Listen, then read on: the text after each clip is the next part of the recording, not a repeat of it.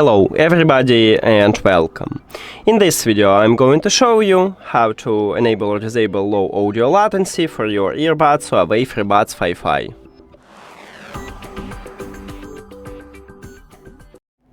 You have to start by open Huawei AI Life application. And of course you need to add your earbuds to the app. Then you will see them at the device list and you need to tap at your earbuds.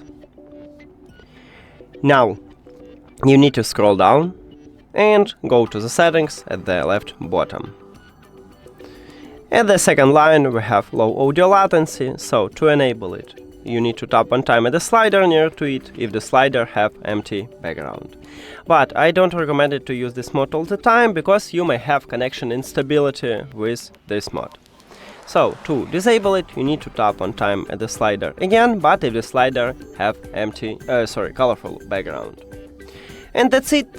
Thank you for watching this video. If you found it helpful, please consider subscribing to the channel and leave the like on the video. See you later!